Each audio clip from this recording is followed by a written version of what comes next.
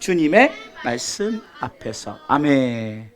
누구의 말씀 앞에서? 주님의 말씀 앞에서. 아멘.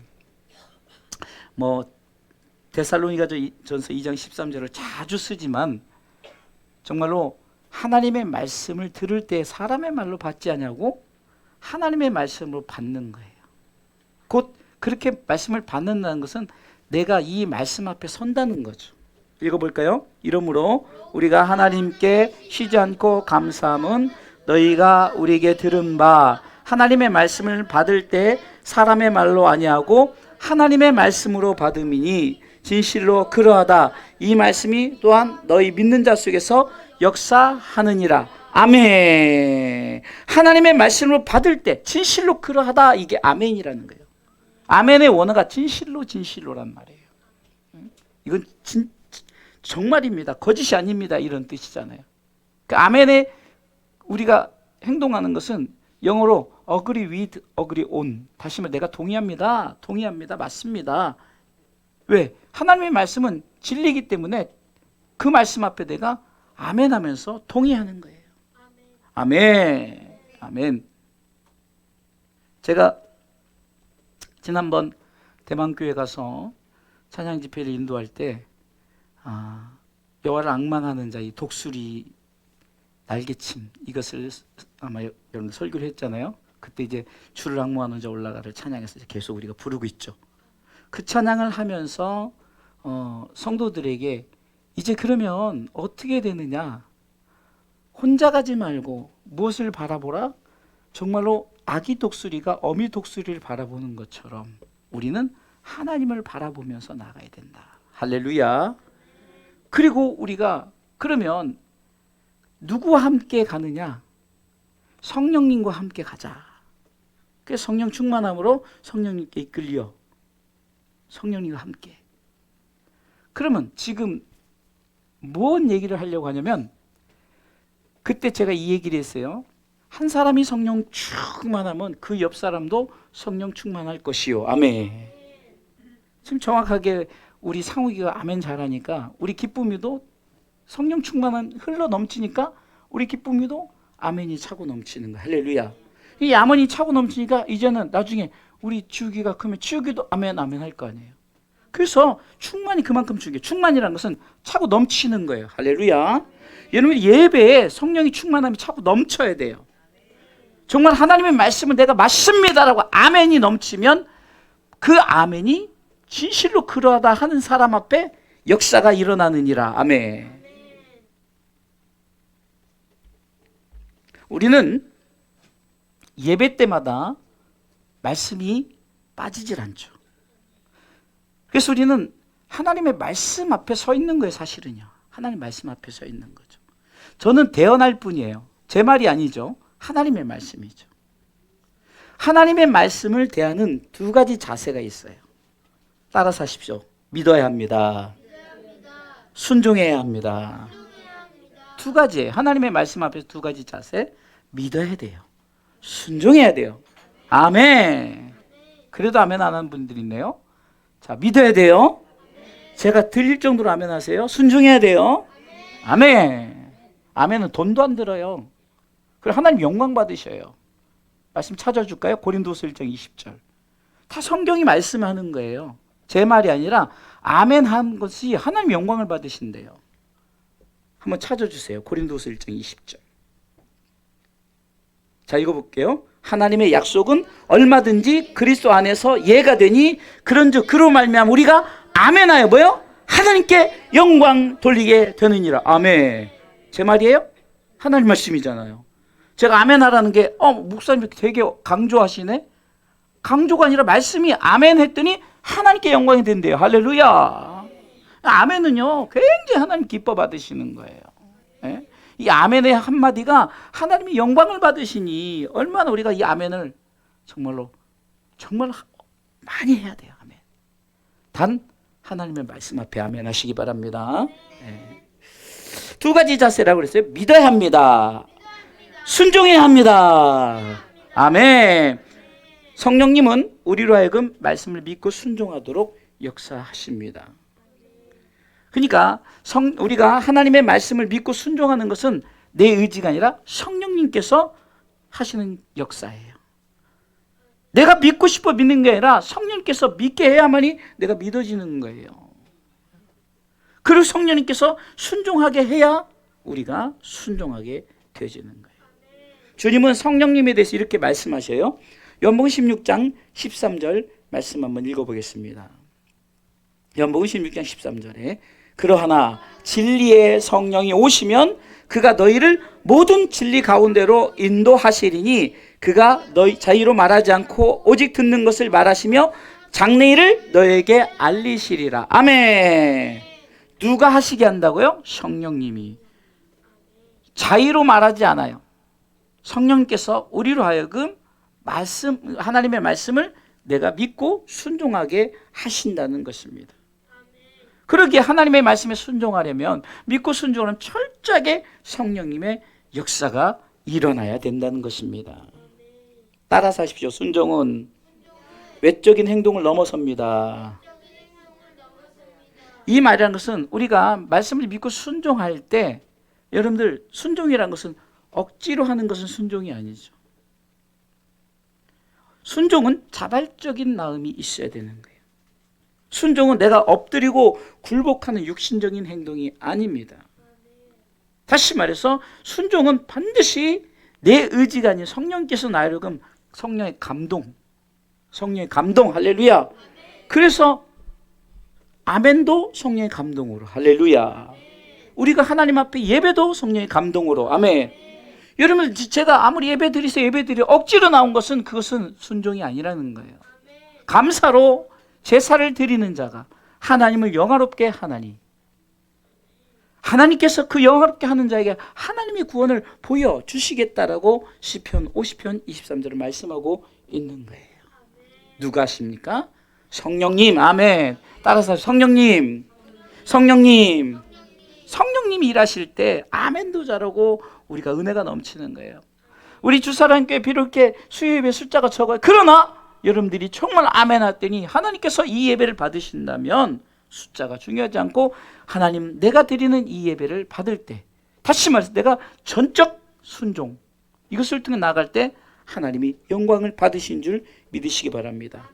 그러게 순종은 우리가 육신적으로 순종하는 것처럼 보일지라도 우리가 속으로 내가 정말로 반항할 수 없는 이유는 다른 것이 아니라 성령께서 강력하게 날 이끌어가야 돼요. 성령께서 내 마음에 순종의 심령을 주시는 거예요. 따라서 주님의 말씀에 순종한다는 것은 주님이 우리에게 하라고 말씀하신 일을 우리 자신을 내어 드러내는 일이에요. 하나님이 지금 우리 가운데 나타나실 수가 없잖아요. 직접. 우리 예수님이 이제 승천하셨기 때문에 현현하시질 않잖아요. 그럼 누구를 통해서 우리가 하나님의 말씀을 나타내느냐? 우리의 순종을 통해서 하나님의 말씀을 드러내는 줄 믿으시기 바랍니다. 그러니까 여러분들이 찬양을 통해서 하나님을 찬양하는 것이 이렇구나라고 세상 사람들에게 하나님을 드러내는 거예요. 여러분들이 정말로 신령과 진정으로 드리는 예배를 통해서 우리 앞에서 아이들이 찬양을 드리고 반주를 하고 정말 우리가 하나님 앞에 찬양, 그 모습을 보세요. 그런데 그 많은 사람들 중에 두세 사람이 그냥 찬양을 안 하고 막 이러고 있어요. 나는 제가 영상을 이렇게 보거든요. 저는 항상 모니터링을 해요. 아이들이 드리는 찬양. 아이들도 이제 점점, 처음에는 아이들이 막 정말 표정이 없었는데 요즘에 표정도 많이 밝아지고 많이 좋아졌어요. 근데 문제는 제가 보기엔 성도들이에요. 세상에 좀 비추지 않았으면 좋겠다 할 정도로 우리 목사님 카메라를 딱 성도에 비췄는데 빠른 찬양인데 다 이러고 있어요. 우리 성도들이. 빨리 그 화면 바꿨으면 좋겠는데 그걸 한 5초간 보내. 야, 아이고, 이제 봐. 삼총사 다 나왔습니다. 할렐루야. 우리 주사람께 부응합니다. 아멘. 야, 삼총사가 다 나와버리네. 할렐루야, 할렐루야, 할렐루야. 이야, 또 이렇게 이따가 기도 같이 합시다. 아유, 참. 할렐루야. 얘 막 든든합니다. 제가 목에 막 힘이 나는 거예요. 우리 아이들이 생각해보세요. 제가요, 어디 가서 자랑하는 게 우리 아이들이에요. 아이들이 이렇게 예배 드리는데, 아니, 우리 김종돈 찬양성 교사님이 아이들을 찬양하는 거, 아이들이, 죄송하지만 어른들은 아멘 안 하는데 아이들이 아멘 한다고 그 얘기를 하는 거예요. 그게 부끄러워 죽는 줄 알았어요.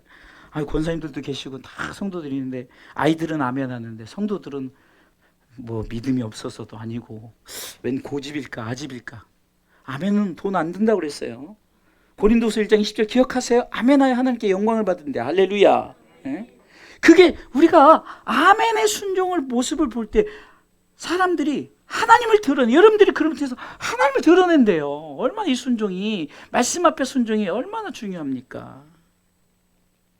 그 순종은 그분의 말씀을 따르는 것이죠.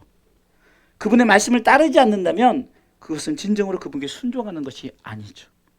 여러분들이 정말 말씀에 따르기 때문에 아멘하는 거고 찬양하는 거고 기도하는 거고 여러분 정말 주의 일에 힘쓰는 거예요. 할렐루야. 정말 주님을 여러분 믿지 않는다면, 여러분들 하나님의 말씀을 믿지 않는다면 그렇게 할 수가 없죠. 지금 많은 이단, 지난주 이단에 설명했잖아요. 이단자들이 막 유혹하고 넘어뜨리잖아요. 근데 그런 거는요, 미혹돼서 잘 따라가요.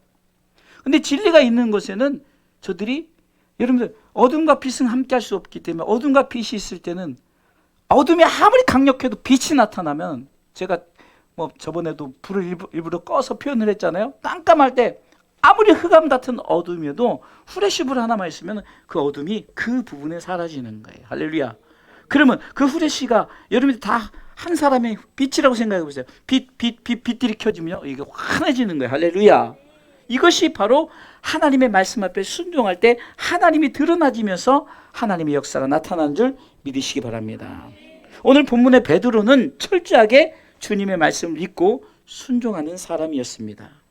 주님의 말씀 앞에서 베드로의 믿음과 순종 앞에 나타난 하나님의 뜻이 무엇인가를 오늘 알고, 우리 또한 주님의 말씀 앞에서 믿고 순종하여 하나님의 뜻을 이루고 나타내는 성도가 되시기를 주님의 이름으로 축원합니다.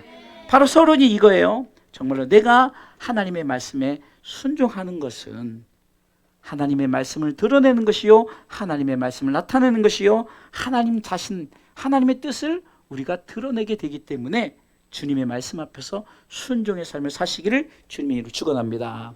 자, 그러면 주님의 말씀 앞에서 첫 번째, 자, 베드로를 통해서 우리에게 말씀하시는, 자, 읽어볼까요? 첫 번째, 내 상식을 내려놓아야 합니다. 믿음입니다. 아멘. 제가 두 가지 자세가 믿음이라고 그랬죠. 믿음.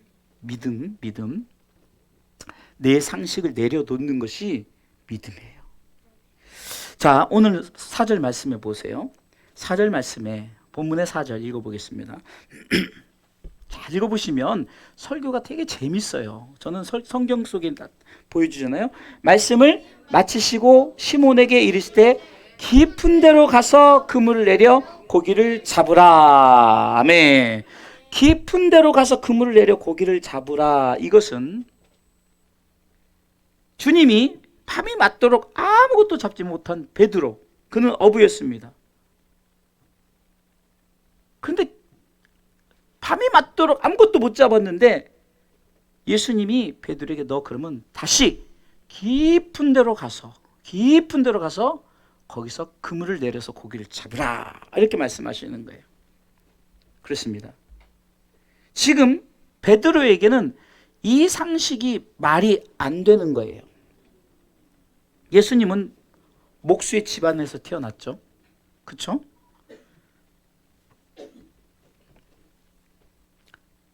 베드로의 직업은 주님을 따르기 전까지, 오늘 사건에 있기 전까지 직업이 태어나서부터 어부였어요.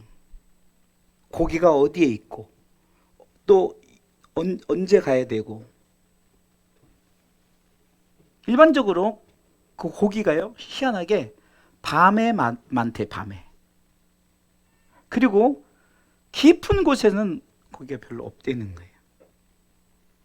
여러분들, 하나님의 말씀은 때로는 상식으로 이해를 하려면 절대 이해가 안 되는 거예요. 목수가 어부에게 깊은 데로 가서 그물을 내리라 했을 때 베드로는 상식적으로, 예수님, 그 말이 안 돼요. 제가 지금 고기가 잘 잡히는 데서 열심히 했는데 오늘은 고기가 없나 봐요. 이렇게 할 수가 있잖아요. 그런데 베드로는 그렇지 않아요. 상식을 내려놓습니다. 자기 상식을 내려놓는 거예요. 이와 같이 우리도 하나님의 말씀을 상식적으로 이해하려면 그 말씀을 절대로 믿고 순종할 수 없어요. 아멘. 예를 들어서 창세기 1장 1절의 말씀의 시작이 절대로 상식적으로 이해할 수 없습니다. 창세기 1장 1절이 이렇게 시작하죠.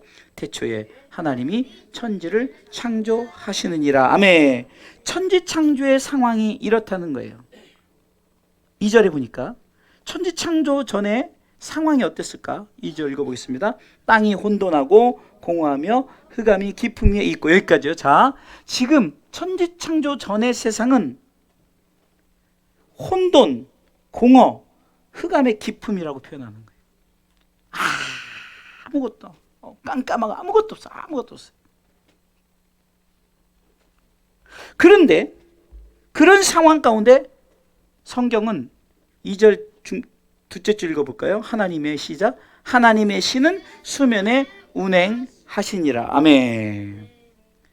여러분들, 우리 가운데 지금 아무것도 안 보여요. 깜깜해요. 지금 우리 문제가 산더미 같이 쌓여 있어요. 우리 상황이 힘들고 어려워요. 이런 상황이라 할지라도 여러분들, 우리가 보이지 않지만 하나님의 신은 수면에, 그러니까 운행하고 계시다는 것은 성령님께서 하나님의 말씀이 떨어지기를 스탠바이 하고 계신 거예요. 아멘. 제가 서론에 주님의 말씀 앞에 믿고 순종하려면 철저하게 성령님의 역사가 있어야 한다고 서론의 말씀을 드렸죠. 자, 이와 같이 아무것도 없는 상황이랄지라도 성령님은 스탠바이 하고 계셔요. 우리 가운데 역사하시려고. 그렇습니다. 천지창조에도 성령님이 하나님의 말씀이 떨어지기를 기다리고 계신 거라고요. 그리고 말씀이 떨어진과 동시에 바로 역사가 나타났죠. 3절이죠. 창세기 1장 3절. 하나님이 가라사대 말씀하셨죠. 하나님의 말씀이 떨어지면서 뭐라고 했어요? 빛이 있으라 하심에 빛이 있었고. 아멘. 여러분 생각, 이 빛은 여기 지금 제가 이 전등을 하나 달아도요, 작업이 얼마나 만만치 않아요. 그렇죠? 근데 여기서 말하는 빛은 우리가 상상하는 빛이 아니죠. 이 빛은 우리가 태양빛만을 생각할 수 있는데 아니에요. 모든 우주의 빛을 말하는 거예요. 우리가 어디에 빛이 있을지 모르잖아요. 그런데 빛이 있으라 심해. 상식적으로 말이 안 되는 거예요. 그렇죠?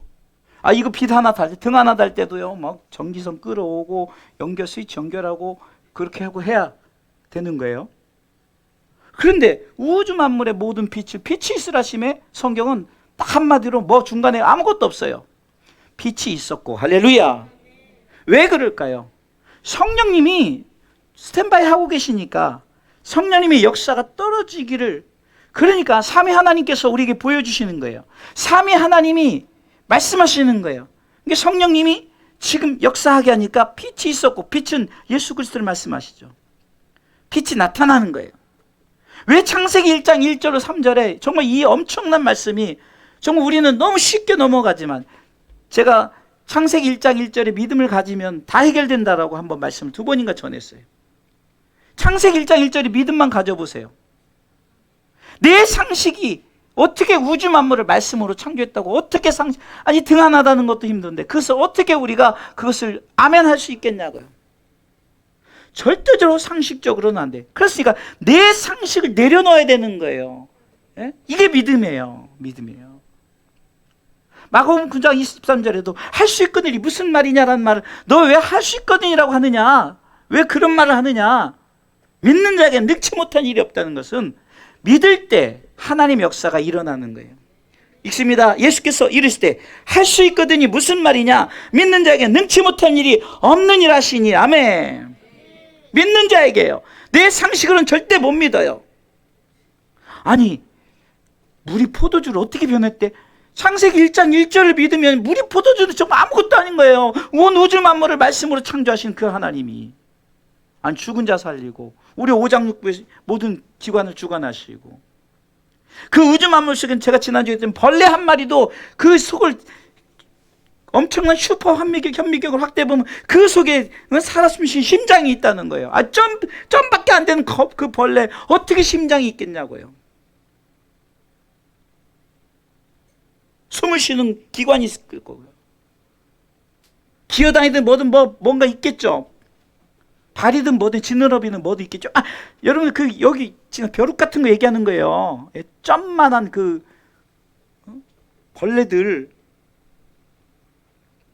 그래서 욥은요 고백할 때 정말 욥이 막 자꾸 한탄하고 원망하고 이렇게 시작해서 아니 뭐 욥이 원망 안 했다는 게 아니라 원망했더니 하나님께서 욥기서 38장부터 쭉 보여주는 게 뭐냐면 야 내가 우주 만물을 창조했다. 기어다니는 벌레 그 엄청난 맹수들 다 내가 창조했는데 자 그거 누가 창조한 줄 아느냐? 내가 창조했다. 다시 말해서 창세기 1장 1절로 돌아가게 하는 거예요. 네 상식으로 이 환난과 고난을 판단하지 말고 나를 믿으라는 거죠. 모세에게 이스라엘 백성들을 출애굽시키라 그래요. 상식적으로 말이 안 돼요. 출애굽기 3장 7절로 보면 제가 빨리 읽을게요. 여호와께서 가라사대 때 내가 애굽에 있는 내 백성의 고통을 정령히 보고 그들이 그 간역자련의 부르짖음을 듣고 후고를 알고 8절 내가 내려와서 그들을 애굽인의 손에서 건져내고 그들을 그 땅에서 인도하여 아름답고 광대한 땅 젖과 꿀이 흐르는 땅 곧 가나안 족속 헷 족속 아모리 족속 브리스 족속 히위 족속 여부스 족속의 지방에 이르려 하노라. 하나님이 지금 내가 너희를 출애굽시키겠다는 거예요. 가나안 땅에 인도하겠다는 거예요. 지금 이스라엘 상황은 노예예요. 9절에 보세요. 같이 읽습니다. 이제 이스라엘 자손의 부르짖음이 내게 달하고 애굽 사람이 그들을 괴롭게 하는 학대도 내가 보았으니 하면서 이제 보세요. 10절부터 10절 읽습니다. 이제 내가 너를 바로에게 보내어 너로 내 백성 이스라엘 자손 애굽에서 인도하여 내게 하리라. 누구에게 말합니까? 모세에게 말하는 거예요. 상식적으로 아니 하나님 지금 약 아이들 빼고 200만 명이에요. 200만 명. 여러분 200만 명이 여기 모인다고 생각해 봐요. 근데 200만 명이 다 노예예요. 근데 애굽에서 건져내겠대요. 그 당시 애굽의 노예들인데 그들을 내어놓으라고 바로 왕에게 가서 말하라니까 이거 상식적으로 말이 됩니까? 말이 안 되는 거예요. 그러나 모세는 순종합니다. 그랬더니 여러분들 그냥 내보낸 줄 아세요? 성경을 자세히 보면 그냥 내보낸 것이 아니라 애굽 사람의 그 금은 폐물도 함께 받아 출애굽을 하게 돼요. 여러분 이건 몰랐지? 이건 몰랐지? 출애굽기 12장 35절에 이스라엘 자손이 모세 말대로 하여 애굽 사람의 은금 폐물과 의복을 구했어요. 아니 노예가 주인에게 은금 폐물 내놓으세요. 옷 내가 입고 갈 옷 내놓으세요. 그랬대요. 이게 상식적으로 말이 안 돼. 지금 성경 얘기하는 거예요. 지금 어디서 일어난 얘기가 아니라 성경의 역사적인 성경 얘기를 하는 거예요. 노예가 주인에게 은과 금 폐물을 내놓으세요. 나 나갈 겁니다. 옷 내놓으세요. 구했어요. 주시오라고 한 거예요. 그런데 성령 하나님 역사하니까 어떤 일이 벌어지는지 36절 읽어보겠습니다. 여러분 눈으로 직접 확인하세요. 여호와께서 애굽 사람으로 백성에게 은혜를 입히게 하사 그들의 구하는 대로 주게 하심으로 그들이 애굽 사람의 물품을 취하였더라. 은금패물 내놓으세요. 옷 내놓으세요. 그랬더니 하나님께서 성령님을 통해서 일하시는 거예요. 그 어떤 역사에는 야 가져가. 아니 참 이건 상식으로는 절대 못하는 거예요. 여러분 여호수아 저번에 영상을 통해서 여리고성 무너진 거 봤죠? 여호수아에게도 여호수 6장 2절에 여호와께서 여호수아에게 이르시되 보라 내가 여리고와 그 왕과 용사들 네 손에 붙였으니 3절 너희 모든 군사는 성을 둘러 성 주위를 매일 한 번씩 돌되 엿새 동안을 그리하라. 제사장 7은 7 양각 나팔을 잡고 언약궤 앞에서 행할 것이요 제7일에는 성을 7번 돌며 제사장들은 나팔을 불 것이며 제사장들이 양각 나팔을 길게 울려 불어서 그 나팔 소리가 너희에게 들릴 때는 백성은 다 큰 소리로 외쳐 부를 것이라. 그리하면 그 성벽이 무너져 내리리니 백성은 각기 앞으로 올라갈지니라 하심에. 지금 하나님 이렇게 말씀하시는 거예요. 여호수아에게. 아이 하나님 말이 됩니까? 아니 그 당시 여리고성은 두 겹이에요. 두 겹. 성 한 바퀴 담을 쌓고 두 겹으로 거대한 성을 그렇게 했어요. 근데 뭐 어떤 뭘 가서 뭐 밤늦게 밤 몰래 가가지고 막 밑에를 파가지고 아니면 뭐 어떻게 홈을 내가지고 아니면 무슨 옛날 그 구석기 시대 때 이렇게 막 있잖아. 그 전쟁할 때 보면 뭐 이런 돌 묶어가지고 이렇게 보내서 이런 게 아니라 뭐래요? 매일 6일 동안 한 바퀴씩 돌려. 아니 이게 상식적으로 말이 안 되는 거예요. 한 바퀴씩 돌래요. 아니 말이 돼요? 그 일곱째 날에는 몇 바퀴 돌라고요? 7바퀴 돌려요. 그때 아무 말 하지 말고. 지금 여러분들 이스라엘 백성들도 대단한 게 뭐냐면요. 만약에 순종하지 않는다면 돌면서 뭐 하는 거야 이게. 지금 여호수아가 미쳤나.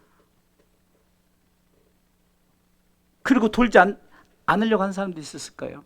그런데 이스라엘 백성들은 하나님의 말씀대로 6일 동안 한 바퀴씩 돌았어요. 7일째는 7바퀴 돌았어요. 어떤 일이 일어났냐? 6절. 자 보세요. 순종하는 여호수아의 모습을 보세요. 눈의 아들 여호수아가 제사장들을 불러서 그들에게 이르되 너희는 언약궤를 메고 7제사장은 7양나팔을 잡고 여호와의 궤 앞에서 행하라 하고 또 백성에게 이르되 나아가서 성을 돌되 무장한 자들이 여호와 궤 앞에 행할지니라. 무장해 놓고 그냥 계속 돌기만 하는 거예요. 그 여리고성 위에 있던 사람들이 쟤네들 뭐 하는 거야 도대체.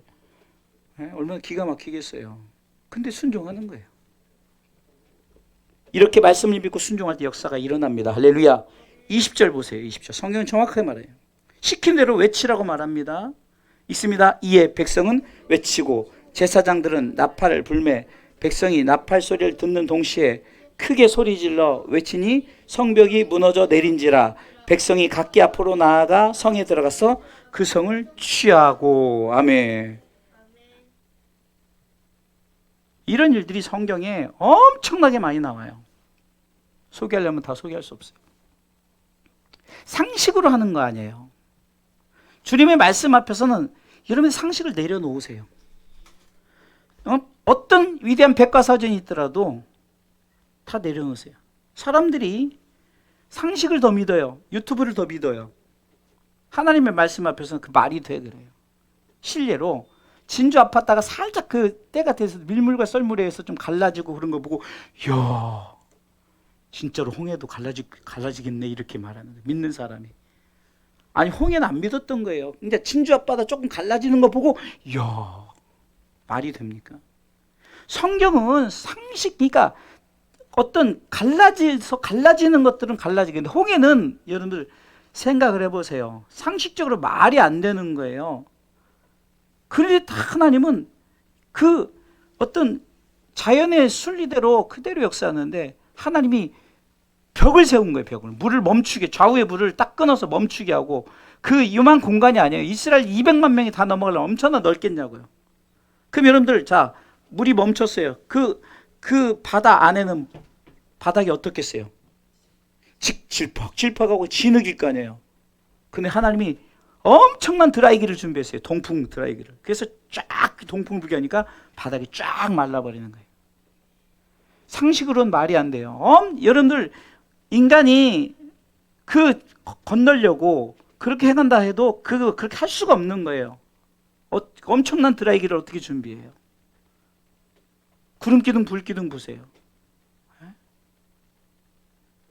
기드온의 300용사 보세요. 말이 안 되는 거예요. 전쟁에 무슨 항아리 횃불 나팔을 가지고 가서 어떻게 그 미디안 군대가 얼마나 많냐면 정말 바닷가에 모래알같이 많다 그래서 엄청난 군대들을 그냥 상식적으로 절대. 오늘 베드로가 그러는 거예요. 깊은 데로 가서 그물을 내리라. 이거 상식적으로 말이 안 돼요. 물론 지금까지 얘기했던 구약의 사건들 얘기하면 이거는 뭐 솔직히 상식은 아니지만 엄청난 성경의 사건들이 정말 상식 가지고는 믿을 수 없는 일들이 이미 보여주셨어요. 깊은 데로 가서 그물 던지는 것은 솔직히 그거는 어려운 일 아니에요. 상식으로 주님의 말씀을 이해하려면 믿을 수도 없고 믿을 수 없게 순종할 수도 없는 거예요. 베드로는 말씀을 믿고 순종할 때 역사가 일어납니다. 6절 보세요. 누가복음 5장 6절에 그렇게 순종했더니 그리한즉 고기를 메운 것이 심이 많아 그물이 찢어지는지라 이에 다른 배에 있는 동물을 손짓하여 와서 도와달라니 저희가 와서 2배의 채움에 잠기게 되었더라. 엄청나게 그냥 배가 잠길 정도로 엄청나게 고기를 수확을 한 거예요. 따라서 하십시다. 주님의 말씀을 상식으로 이해하려 하지 말고 주님의 말씀을 믿고 순종합시다. 여러분 절대 상식으로 하려고 하지 마세요. 자, 2번째 주님의 말씀에서, 그러니까 상식으로 이해하지 않는 것은 믿음으로 하는 거죠. 믿음이에요. 2번째 주님의 말씀에서 2번째 행동함이 있어야 합니다. 이것은 순종이에요. 순종이에요. 5장 5절 본문의 5장 5절 시몬이 대답하여 가로되 선생이여 우리들이 밤이 맞도록 수고를 했을 때 얻는 것이 없지만은 말씀에 의지하여 내가 그물을 내리리라 하고 아멘. 믿었어요. 근데 믿고 행동하지 않아요? 그건 믿음이 아니죠. 역사가 나타나면 믿고 순종해야 된다는 거예요. 자, 보세요. 하나님의 역사는 말씀에 의지하여 행동하는 거예요. 그냥 행동하는 게 아니에요. 무조건 가는 게 아니에요. 말씀을 붙들고 나가는 거예요. 하나님, 내가 지금 이게 필요합니다. 말씀 붙들고 나가야 되는 거예요. 행동이 앞서서는 안 돼요. 하나님의 말씀을 붙잡고 나가는 거예요. 공부할 때도 하나님 말씀 붙잡고, 자녀들 위해서 기도할 때도 하나님 말씀 붙잡고, 할렐루야. 그냥 기도하지 말고 하나님의 말씀. 그래서 하나님의 말씀이 선포될 때 그 말씀을 자꾸 내 신비에 새겼어. 전도서 12장에는 그 말씀이 잘 박힌 못과 같이 돼. 잘 박힌 못은 예수 그리스도의 십자가예요. 그 예수님의 말씀이 그 희생정신과 함께 우리 속에 신비에 박히도록. 한 선지자를 통해서는 큰 판에, 마치 여러분들 우리가 차를 타고 가다 보면 엄청난 광고 큰 간판, 우리가 보기에는 요만한 거 보이지만 가서 보면요 엄청난 빌딩 하나만한 그 광고판이죠. 엄청 크잖아요. 거기에 그러니까 선지자에게는 네가 말을 달려고 하면서도 보일 수 있게 그렇게 말씀을 써놓으라는 거예요. 우리 신비에 정말 말씀이 잘 박힌 못이 돼야 된다는 거예요. 말씀 붙잡고 순종하시기 바랍니다. 베드로는 말만 한 것이 아니에요. 행동하는 믿음과 순종을 가졌어요. 말로만 하는 것이 아니라 행동해야 됩니다. 행동할 때 역사가 나타납니다. 성경은 말합니다. 야고보서 2장 26절에 영혼 없는 몸이 죽은 것 같이, 2번째 줄, 행함이 없는 믿음은 죽은 것이니라. 아멘. 순종하자면 믿음 자체가 가짜라는 거예요. 죽은 것이래요. 모세도 행동했죠. 아까 출애굽 때 행동했어요. 요수아도 행동했어요. 기드온도 행동했어요. 베드로도 행동했어요. 저와 여러분들도 행동해야 됩니다. 아멘. 우리는 말씀 앞에 반드시 행동하시기 바랍니다. 예수님의 말씀 중에서 이런 비유가 있는 거예요. 마태복음 21장 28절에 어떤 비유가 있느냐, 읽으면 그 내용을 알 수가 있어요. 그러나 너희 생각에는 어떠하뇨? 한 사람이 2 아들이 있는데 맏아들에게 가서 이르되 예 오늘 포도내 가서 일하라 하니 대답하여 그러되 아버지여 가겠소이다 하더니 가지 아니하고, 잘 들으세요, 가겠다 하고 안 갔어요. 30절 둘째 아들에게 가서 또 이같이 말하니 대답하여 그러되 싫어요 하고 뉘우치고 갔어요. 31절 읽어보겠습니다. 다 같이. 그 둘 중에 누가 아비의 뜻대로 하였느뇨? 가로되 둘째 아들이니라. 예수께서 저에게 이르시되 내가 진실로 너희에게 이르노니 세리들과 창기들이 너희보다 먼저 하나님의 나라에 들어가리라. 아멘. 이것은요 믿는 그리스도인들에게 잘 들으라는 얘기입니다. 신앙생활을 열심히 했던 그 바리새인들, 사두개인들, 정말로 그 율법학자들, 그들에게 말하는 거예요. 너희들이 하나님 나라에 들어가는 것이 아니라 세리와 창기. 그 당시에 사람들이 정말 저들은 아주 그냥 사람 취급도 안 하는 사람들이에요. 근데 그들이 하나님의 나라에 들어가래. 왜? 너희들은 선민 사상을 가지고 난 선택했네 하지만 너희들은 중심이 없어. 순종하지 않아. 지금 첫째 아들처럼 그렇게 하지만 하나님의 말씀을 따르지 않아. 그러나 둘째 아들은 잘 모르겠는데 이렇게 했지만 그러나 깨닫는 거예요. 그럼 저와 여러분들이 무엇을 통해서 깨닫습니까? 말씀을 통해서 깨닫는 거죠. 깨닫고 내가 순종해야겠구나. 그랬던 둘째 아들은 예수님께서 비유할 때 저가 하나님의 나라에 들어간다고 말하죠. 말로만 이해하고 행동하지 않은 맏아들, 말로는 아니요 했지만 깨닫고 행동하는 둘째 아들 중에 누구에게 하나님의 나라에 들어간다고 했습니까? 둘째 아들이죠. 바로 행동하는 사람이에요. 곧 세리와 창기들이 하나님 나라에 들어갔다고 말하는 거예요. 다시 말해서 나 못 배웠어요. 나 돈도 없어요. 내 환경이 이래요. 그거 따지지 않고 말씀에 의지하여 내가 나아갑니다. 여러분들, 이거 왜 이래? 대부분 나도 놀랐네. 대부분요. 대부분 헌금을 하는 사람들이 돈 많은 사람들이 헌금 많이 할 것 같죠. 통계적으로 오히려 가난하고 연약한 사람들이 헌금을 많이 해요. 이것은 돈의 액수를 말하는 게 아닙니다. 뭐 한 번 한 사람이 1억하고 1,000원짜리 하는 사람이 뭐 평생 해도, 그런 하나님은 1,000원짜리라도 평생 하는 사람의 그것을 중심을 바라보시는 거예요. 뭐냐? 우리는 행동하는 믿음은 우리가 정말로 하나님 앞에 신령과 진정으로 나아가는 거예요. 말씀 앞에 순종하는 것은, 우리 부모들 아시죠? 야, 이거 해. 그런데 대답 건성, 예 해놓고서 안 해. 지금 예수님 그 비유한 거예요. 근데 어떤 아이는 하기 싫어 그랬더니 내가 부모님 말씀에 순종이 이렇게 하면 안 되는데요. 깨닫고 하는 거예요. 그럼 누가 부모의 마음에 드냐고요. 지금 이것을 말하는 거예요. 사랑하는 성도 여러분, 행동하는 믿음을 가져야 됩니다. 이게 순종이에요. 할렐루야. 자, 세 번째, 주님의 말씀 앞에서 세 번째는, 자, 믿음과 순종을 통해서 따라서 하십시오. 하나님이 일하십니다. 자, 6절에 보세요. 그리한즉 고기를 애운 것이 심이 많아 그물이 찢어지는지라. 지금 여러분들, 이 어부에게는 고기가 많이 잡히는 게 축복이죠. 공부하는 학생들에게는 지하 명철 공부를 잘하고 모든 이름에 뛰어난 게 축복이에요. 우리 어르신들에게는 건강이 축복이죠. 할렐루야. 자녀들 잘 되는 게 축복이죠. 아멘. 즉 이거예요. 하나님의 역사는 내 가진 환경 속에서, 제가 지금 목회를 통해서 정말로 항상 감사하고 기쁘고, 지난주에 김종돈 선생님하고 차를 마시면서 얘기를 하는데 주사랑교회 오면 그렇게 편안하대요. 그리고 목사님은 정말로 훌륭한 목회를 하고 계십니다. 정말로 주변에 이렇게 작은 교회를 여러 가봤는데 정말로 어떤 중심들도 없고 그냥 목사님들 메시지들도 그냥 그렇고 본인 얘기예요. 그리고 다른 것보다도 우리 성도들이 다 이렇게 막 이렇게 되게 분위기 좋게 식사의 자리 모든 것에 예배 아멘도 잘하고, 특별히 막 내가 이렇게 보니까 우리가 이 앞에 강단만 8명 쓴 거예요, 지난번에. 얼마나 풍성해요. 폭이 좋은 거예요. 하나님이 뭘 보냐는 거죠, 우리 중심 속에. 그래서 제가 늘 여러분들에게 자꾸 하는 게, 우리 주사랑께 뭐뭐뭐 없다? 이렇게 까먹어. 이거 내가 목회하면서 계속 했더니, 주사랑께 뭐뭐뭐 없다? 없는 게 없다. 생각했더니 정말 우리 주사랑께 없는 게 없다는 거예요. 없는 게 정말 뭐 다 있다는 거예요.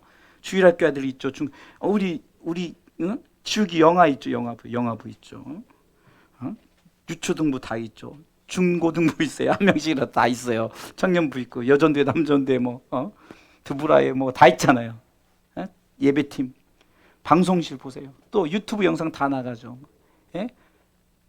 제가 하엘 하모니라고 월요일에 지도하는데요. 그분들이 우리 주사랑교회 오면 너무 정말로 교회가 처음에 왔던 분가 한 아버님은 큰 교회 다녀요. 그러면서 뭐냐면 이렇게 작은 교회 처음 와본대요. 이렇게 작은 교회 처음 와본대. 당연히 처음 와보죠. 그런데 놀라운 것은 작은 교회 없는 게 없다는 거예요. 영상을 그 자리에서 탁탁탁 찍어주고 다 이렇게 하니까 교회가 큰 교회 축소판이라고 그러는 거예요. 여러분들, 우리는 정말 여러분들이 하나님의 일하심에 순종하며 나가면, 제 목회는 여러분들이 정말로 말씀을 받고 예배드리고 이런 것이 내게는 축복이에요. 할렐루야. 그게 내게 축복이죠. 저 다음으로는 제 다음 축복은 우리 자녀들이 그래도 이렇게 살아있는 것. 이게 축복이죠. 할렐루야.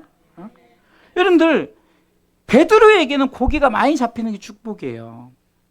어부니까.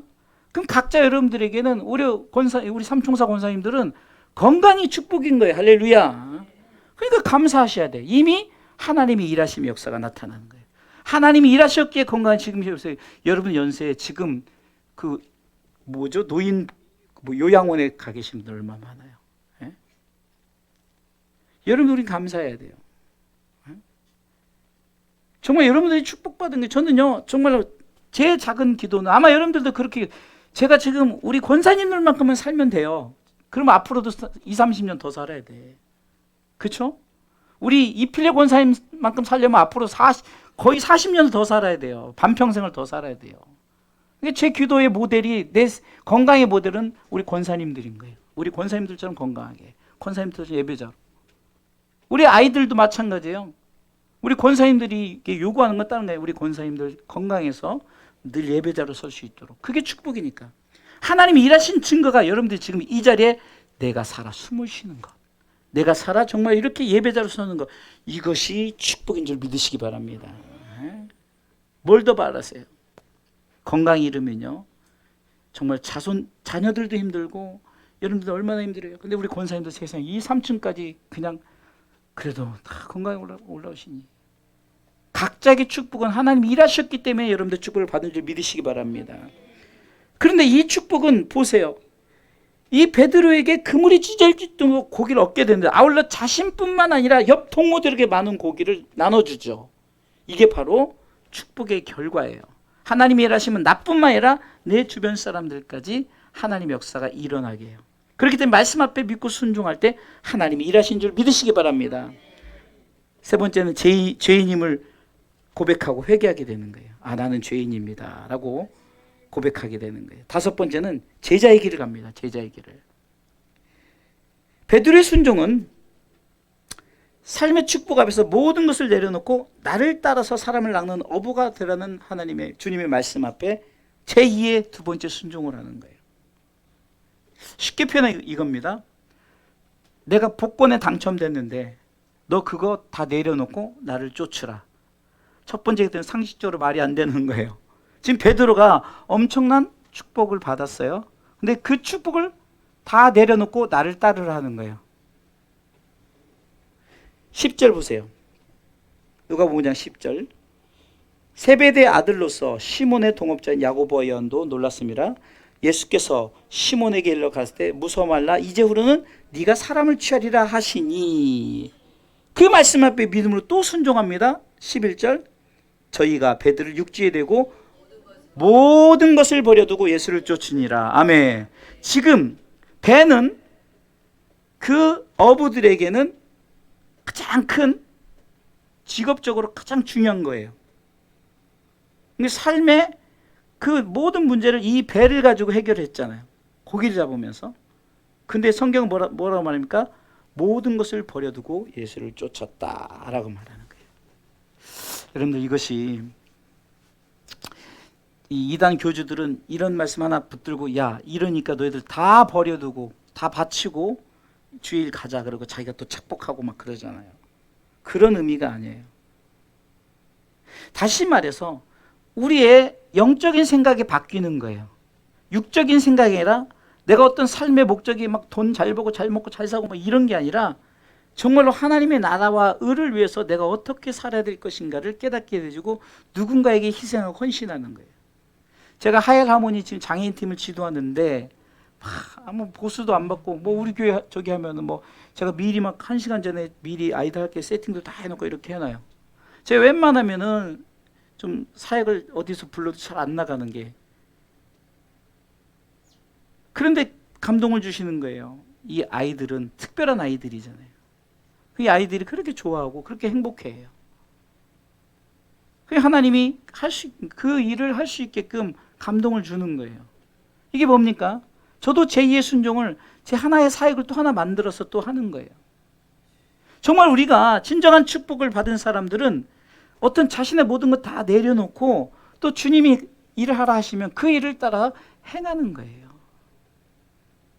제게는 은과 금은 내게 없거니와 사도행전 3장 6절 말씀처럼 내 안에 예수 그리스도가 있으니 예수 그리스도의 이름으로 일어나 걸으라 하는 것처럼 저에게는 제게 맡겨진 음악적인 달란트를 가지고 하나님이 제2의 사역을 감당하게 하시는 거예요. 제가 외국을 이제 못 나가다 보니까 하나님 또 일을 맡기시는 거예요. 결국 베드로는 이렇게 제자의 길을 갔을 때 초대교회 첫 번째 주의 종이 되었죠. 그리고 사도행전, 곧 성령행전, 우리가 아는 사도행전의 주인공이 되는 거예요. 여러분, 사도행전 11장까지는 베드로 얘기만 나오는 거예요.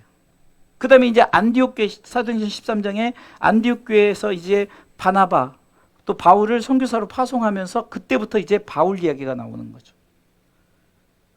모든 복음에 그 씨를 뿌리고 기초를 닦았던 것은 베드로입니다. 근데 베드로가 잘못된 어떤 그 생각을 가지고 베드로를 신격화해서는 안 돼요. 요즘에 천주교도 굉장히 그 기독교적 색깔을 띠고 많이 이렇게 변화되는 모습을 볼 수 있는데, 그 중에 변화된 사람들의 생각이 뭐냐? 베드로가 교주가 아니고, 마치 베드로가 지금 초대 교황이라고 말하잖아요. 교황이 아니고 베드로는 주의 일꾼이라는 거죠. 그리고 마리아를 숭배하는 것이 아니라 마리아는 하나님께서 성령을 잉태케끔한 도구로 사용한 것이다라고 인정하는 것들이, 그것이 개혁주의예요. 천주교 내에서도 굉장히 그런 것들을 받아들이고, 우리가 아는 그 한 수십 년 전에 알았던 그분도 천주교에서 이렇게 지도자 역할을 하는데, 사역 다녀오면 지금 캐나다로 이민 갔는데 교회 들어오기만 하면은, 요즘은 이제 오래됐지만 그 전에 오면은 우리 교회 금요 예배를 참석하고 막 성령 찬양하면 뜨겁게 찬양하고 그랬어요.